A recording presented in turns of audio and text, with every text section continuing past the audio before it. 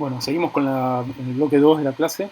Lo que vamos a hacer ahora es profundizar entonces en esta idea de la ciencia como una institución social que nos propone Merton, y para eso vamos a trabajar con lo que se denominó, o él denominó, digamos, o sea, la tesis de los CUDOS. CUDOS, esta palabra rara, en realidad se forma por las iniciales de cada una, digamos, de las variables, digamos, que toma, digamos, no variables, sino de los valores que toma, digamos, o sea, Merton como definitorios, como valores clave que organizan entonces la práctica de los científicos y organizan el campo científico.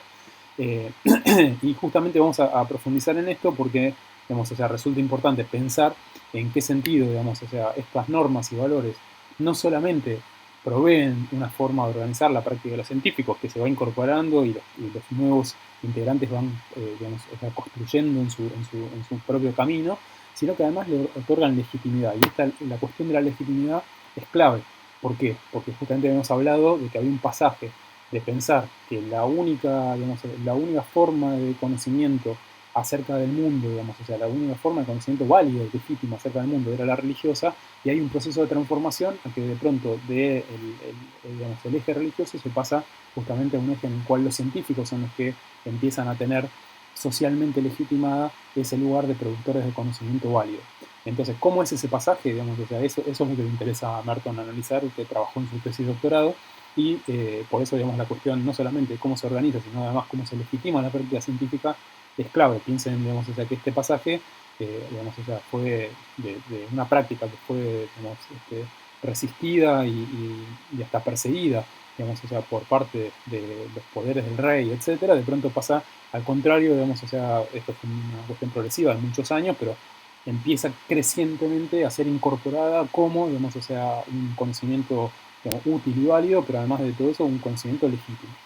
Entonces, para Merton esto define, digamos, un poco este etos científico, ¿no? O en este juego se define este etos científico, estas formas, digamos, o sea, comportamiento, disposiciones, digamos, para actuar que van organizando, digamos, o sea, la práctica de los científicos en sí, y están muy relacionadas con estos valores que están condensados en la tesis del estudio. Ahora, lo importante es que en todo momento, digamos, Merton sale de una perspectiva, digamos, enteramente internalista, es decir, los preceptos técnicos, las cuestiones de cómo se va constituyendo el método científico, que fue progresivo y fue, digamos, o sea, elaborado en un transcurso del tiempo por, digamos, distintos aportes. Es muy importante cómo son los procedimientos técnicos que utilizan, digamos, o sea, justamente los científicos para validar su conocimiento, pero siempre en relación con la cuestión de las prescripciones morales, porque, digamos, o sea, Merton es sociólogo y la lectura que está teniendo es de una sociología de la ciencia. Entonces, todas las cuestiones que tienen que ver con cuáles son las orientaciones para organizar la conducta de los científicos, qué tipo de, digamos, sistema de sanciones en términos de castigo y recompensa, digamos, o sea, son elaborados para justamente perpetuar el tipo de conducta que se supone que los científicos tienen que tener, y cómo esto va configurando lo que hoy llamamos la carrera del científico, es decir, todo un sistema, digamos, o sea, de producción y comunicación de conocimientos y además de disposiciones a la acción que permiten, digamos, o sea, recortar a este grupo particular como, digamos, o sea, justamente una institución social. Entonces, el eto científico y la tesis de los CUDOS, digamos, nos permiten, digamos, o sea, pensar en términos de cómo se operacionaliza esta idea que tiene Merton acerca de cómo se legitimó la ciencia, y esto es lo que vamos a ver, digamos, ahora con la cuestión de los CUDOS en particular. Entonces, CUDOS es porque es la inicial de cada uno de esos valores claves, esos valores, digamos, o sea, importantes, que son los que definen entonces este etos científico. Y vamos a ver, digamos, o sea, cada uno de estos valores y hacer una breve descripción de cada uno en este bloque. Entonces, en primer lugar, tenemos la C por comunismo, pero comunismo no tiene nada que ver con el sistema, digamos, político y económico que se impuso, digamos, o sea, hacia principios del siglo XX en algunas partes del mundo, principalmente a partir de la Revolución Rusa. Digamos, entonces no tiene nada que ver con el programa político del comunismo, sino que el comunismo, digamos, o sea, se deriva de esta idea de bien común, es decir, eh, todos los hallazgos científicos en realidad son resultados de individuos, digamos, o sea, de sujetos que, digamos, están desarrollando ideas innovadoras, etcétera, y hacen experimentaciones y todo, pero en realidad nunca se pueden explicar por los científicos en aislamiento, digamos, o sea, no trabajan, no son, o sea, acá Merton se aleja de toda esa idea de una sociología del conocimiento de vertiente europea focaliza en la genialidad de ciertas mentes para poder elaborar las cosas. Para él, digamos, esto es justamente, o lo que busca son explicaciones en términos sociológicos, en términos de grandes agregados. Y acá lo que empieza, digamos, a trabajar es la idea de que en algunos contextos, que permitieron, digamos, o sea, el desarrollo de la práctica científica, lo que se empezó a dar es un proceso de colaboración, pero no una colaboración desinteresada, sino una colaboración competitiva. Hay un sistema de competencias, digamos, que se organiza en función de quién es el primero que puede explicar o que puede encontrar tal resultado, tal experiencia, y esa competencia, lejos, digamos, de ser negativa, es una competencia positiva porque lo que hace es justamente, digamos, o sea, que la ciencia, digamos, o sea, avance. Algo parecido a lo que habíamos visto con el tema de de las controversias. Entonces, esta tensión, digamos, o sea, entre digamos, o sea, la acción de individuos particulares, pero al mismo tiempo, digamos, la lectura de una estructura social que lo que hace es promueve este tipo de, digamos, o sea, de prácticas, este tipo de relaciones, es justamente lo que tiene que ver con la idea de cooperación competitiva. Entonces, hay una competencia, pero una competencia en función de aportar al bien común. Estamos hablando siempre de la perspectiva de Merton, o sea, no estamos diciendo si la compartimos o no, sino ahora estamos caracterizando la perspectiva, después vamos a ver las críticas y vamos a seguir, digamos, o sea, trabajando en contraposición, digamos, y en diálogo con la propuesta de Merton, que fue digamos, o sea, la primera vez que se sistematiza este conocimiento en términos sociológicos y por eso tuvo gran incidencia, digamos, en lo que fue el devenir del campo de estudio de ciencia y tecnología, tanto por gente que lo recupera y que está a favor, como gente que lo discute. Digamos, esto es muy, digamos, nunca nos tenemos que casar con una perspectiva, sino de ver justamente en qué cosas, digamos, o sea, nos sirve para poder trabajar y en qué cosas no, y por lo tanto, digamos, hay que criticarlo.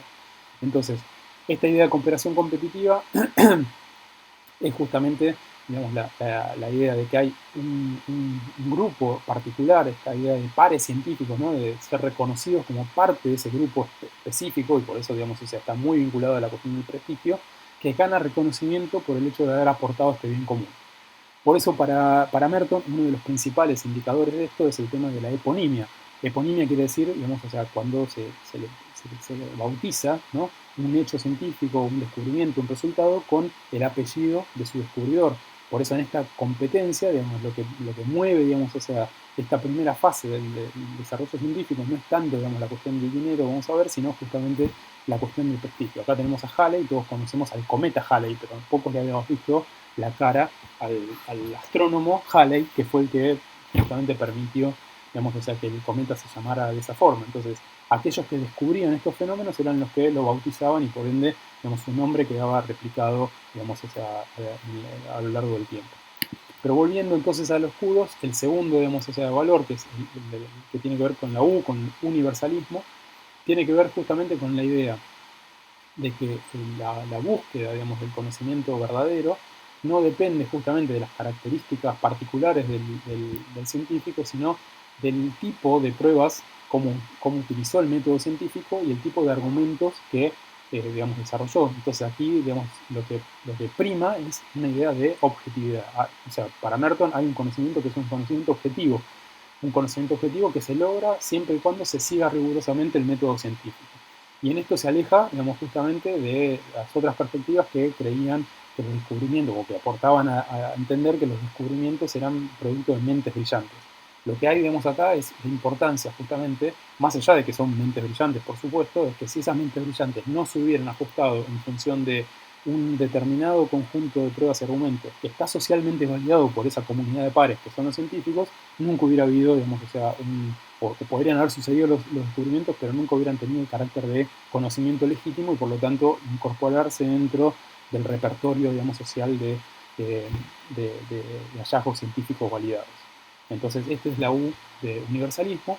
La tercera es la D de desinterés, es decir, digamos, como venimos diciendo, la motivación no está dada justamente por el carácter digamos, de posibilidad de ganar pecuniariamente, sino justamente de poder ganar prestigio, digamos, en la comunidad, un prestigio que puede ser validado dentro de la comunidad científica y la comunidad de pares. Y esto nos lleva al último, digamos, o sea, de los puntos, que es el escepticismo organizado, por eso es OS, Q2, que tiene que ver justamente con un mandato que no solamente es metodológico, digamos, sino institucional. Es decir, el valor, digamos, de dudar de todo es el valor sagrado dentro de la ciencia. No hay nada, al contrario de lo que sucede en la religión, no hay ninguna verdad que no pueda ser digamos, problematizada. No hay ninguna verdad, ningún hallazgo que esté exento de ser cuestionado por pares. Entonces, como todo digamos, es susceptible de ser indagado, el escepticismo, es decir, la duda generalizada, es el mandato, digamos, o sea, más importante a nivel institucional de la nueva, digamos, o sea, disciplina científica, de la nueva, digamos, esa institución científica que reemplaza entonces al conocimiento, digamos, divino. Para eso, digamos, o sea, vamos a ver el segundo, digamos, ese aspecto que trabaja, digamos, Merton, que tiene que ver con lo que llaman la perspectiva del intercambio. Están los cudos por una parte y la perspectiva del intercambio por otra, y las dos confluyen en la explicación que hace Merton. Para Merton, digamos, o sea, el motor del progreso científico es justamente el reconocimiento de pares a cambio de información original. ¿Qué quiere decir esto? Yo hago un experimento, digamos, y genero, digamos, información novedosa, y esa información novedosa la valido, no, digamos, o sea, en forma privada, en forma de apropiarme de ese coso y poder vender mis resultados, sino al contrario, digamos, o sea, cuanto más lo abro a la comunidad, es decir, cuando más lo doy a conocer, más recompensa tengo. Entonces, no negocio unas cosas individualmente como si fueran cuestiones de mi propiedad, sino justamente lo abro al reconocimiento público, y en Merton, digamos, esto es lo que le llama la atención. ¿Por qué esta clase de gente hace esto? ¿Por qué los científicos se dedican a hacer esto dentro de su perspectiva, como estamos diciendo siempre?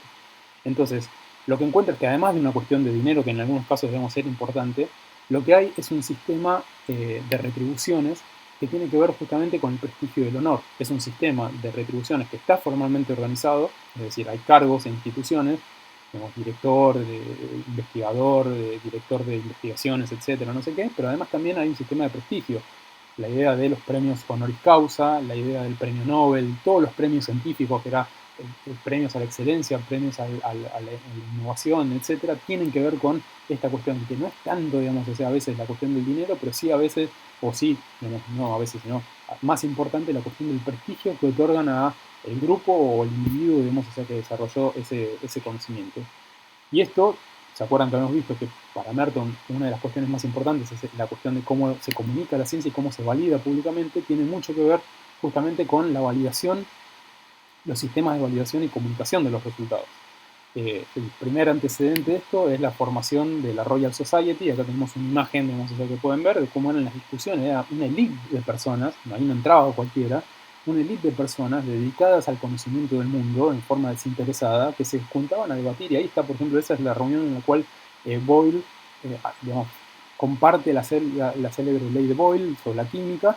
Entonces, digamos, o sea, no se trata de cualquier persona a la que puede integrar. Por eso, digamos, es una comunidad muy elitista de personas que tienen, digamos, o sea, las luces, las facultades. Piensen que todo este es el siglo en el cual la razón cobra, digamos, o sea, su lugar de preponderancia, ¿no?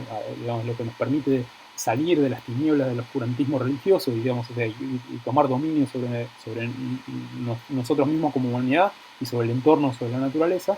Entonces es el lugar, digamos, o sea, apostiótico. Este es el lugar más importante.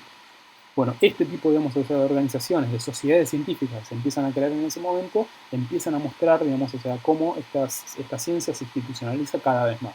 Y al mismo tiempo, como vemos, digamos, en la tesis de los CUDOS, perdón, como vemos entonces en la cuestión de la perspectiva del intercambio, digamos, la otra cuestión importante es el sistema de validación a partir de publicaciones. Y en esto, digamos, o sea, nosotros somos herederos absolutamente de esta tradición. Estas son 3 revistas de la Universidad Nacional de Quilmes que se descargan gratuitamente, en la cual los científicos escribimos y volcamos nuestro conocimiento en esas revistas. Y esas revistas tienen un sistema de acreditación. O sea, uno escribe un artículo, producto del resultado de una investigación, lo envía, esa investigación es evaluada por 2 pares que se llama con un sistema de doble ciego, o sea, 2 pares que no conocen tu nombre, porque tu nombre no puede estar, digamos, ahí, que son los que dicen si el resultado, digamos, de la evaluación está bien o no, digamos, si alcanza los estándares o si no alcanza, y en función de eso se acepta o se rechaza la contribución que uno hace. No es que publica porque quiere o porque conoce a alguien, sino este sistema de evaluación doble ciego es el que garantiza justamente que se valide, digamos, el conocimiento que está acreditado en esas revistas. Por lo tanto, todo el sistema de publicación basado en revistas, vamos a volver al sistema de publicación en otro momento, ahora vamos a solamente mencionarlo acá, es el que permite la acreditación de los resultados que se van obteniendo en las investigaciones, y por lo tanto eso fue importante en aquel entonces y es importante hasta hoy mismo. Digamos, todo este sistema entonces refuerza justamente esta digamos, incorporación del etos científico, ¿no? Del etos, pero además, digamos, o sea, refuerza y va, digamos, reactualizando estos valores que engloban, digamos, o sea, la práctica científica en torno a los kudos. Piensen la pregnancia que tuvo esto, que hasta el día de hoy la mayor parte de la gente piensa que los científicos responden a este modelo que describió Merton. Después vamos a empezar a ver a partir de la clase que viene algunas voces que empiezan a, digamos, a cuestionar esto. De hecho, el trabajo de Dañino, de Renato Dañino, cuestiona esto. Pero tenemos que entender, digamos, la reacción de Dañino frente a qué viene. La reacción de Dañino viene frente a un modelo de ciencia que en realidad se organizaba en función de este sistema que describió Merton, en el cual hay un bien común, digamos, de los científicos desinteresadamente compiten por justamente a ver quién aporta más ese bien común, y esto, digamos, es lo que está en discusión en este modelo. Ahora, Merton no es que no reconoce, digamos, o sea, que hay tensiones, ¿no? Él dice que también, digamos, o sea, hay una perspectiva utilitarista en la búsqueda de este reconocimiento que tiene, digamos, o sea, que ver con dos prácticas que también son frecuentes dentro de los científicos, pero, digamos, que existan no quiere decir que invalidan su modelo, digamos, es justamente la excepción a la regla. La excepción a la regla es el fraude y el plagio. Digamos, la falsificación de pruebas o, digamos, o sea, la presentación sesgada de los resultados con tal de ganar prestigio y avanzar en esa carrera competitiva. Y también, digamos, el plagio, que justamente tiene que ver con digamos, el robar los resultados de otro y publicarlos como si fueran propios o asumirlos, digamos, o sea, como si fueran propios. En función de esto, tuvo una serie de críticas, digamos, o sea, se establecieron a la perspectiva mertoniana, pero les repito, las críticas no invalidaron ciertas cuestiones que Merton empezó a describir como muy importantes, esta idea de pensarlo como un objeto sociológico a la ciencia, pensar las normas y valores que organizan, digamos, o sea, son cosas que se pueden discutir, pero que realmente, digamos, o sea, ayudan a comprender, digamos, o sea, cómo la ciencia, digamos, se hizo lo que es actualmente. Entonces, estas, digamos, o sea, críticas tienen que ver primero con que, digamos, o sea, pensar que el análisis basado en lo que sucedió en el siglo XVIII con la institucionalización de la ciencia es importante y valedero para ese periodo, pero no puede ser para lo que sucedió después con la ciencia en el siglo XX, que vamos a ver muchas críticas, digamos, en relación a esto, pero también una serie de contranormas, es decir, así como, digamos, Merton describe estas normas básicas, estos valores básicos de kudos, hay un montón de, digamos, de autores que empiezan a decir, bueno, pero también cada uno de esos valores puede ser definido por su opuesto. Así como hay comunismo, esta idea de compartir en el bien común, hay secretismo. ¿Qué quiere decir? Que muchos científicos lo que hacen es reservan sus resultados porque no están seguros de poder validarlos para sí y ganar el prestigio, entonces prefieren no compartirlos hasta que no lo pueden hacer. En este sentido es como una especie de élite que prefiere concentrar los recursos en vez de ponerlos a disposición. En vez de universalismo, particularismo. Es decir, ahí hay toda una cuestión de cómo se validan y cómo se juegan, digamos, o sea, los procedimientos que tienen que ver con los valores individuales de los sujetos. Hay científicos que valen más que otros. ¿Por qué? Por su sistema de ideas. Vimos la controversia de Semmelweis y Klein. Entonces ahí vemos, digamos, o sea, que ese universalismo no es tal, digamos, o sea, hay cuestiones particulares que hacen que la palabra de un científico y otro no valga lo mismo. Lo mismo, digamos, respecto al desinterés. Hay una actitud interesada que también, digamos, o sea, forma parte del motor, digamos, o sea, del progreso. No es solamente la búsqueda desinteresada de aportar al bien común, sino justamente, digamos, o sea, la posibilidad de ganar prestigio y hasta de ganar dinero, digamos, o sea, en parte de su práctica de trabajo. Y lo mismo, digamos, o sea, en relación al escepticismo organizado y al dogmatismo organizado. O sea, así como hay escepticismo, hay dogmatismo. Hay, digamos, o sea, cuestiones que, a ver, que por el hecho de seguir una teoría tal como la dijo tal, no sé qué, esto de otro, se siguen reproduciendo errores en vez de, digamos, atender a los indicios que están indicando que la teoría es errada. El costo de decir que una teoría es errada es muy alto y entonces en vez de atender a las evidencias que están mostrando que hay algo errado, se sigue, digamos, se refuerza la idea de que esa teoría es correcta y es válida. Justamente, digamos, o sea, estos contravalores también, dicen estos autores críticos, explican el desarrollo. Entonces, la ciencia no se explica, su desarrollo no se explica solamente en términos positivos, sino también en negativos. Y esto es algo que la perspectiva mertoniana, digamos, no es que no veía, pero no ponía en un primer plano, no ponía en un primer lugar y no permitía justamente desarrollar un análisis un poco más equilibrado. Nos vemos ahora en el bloque 3.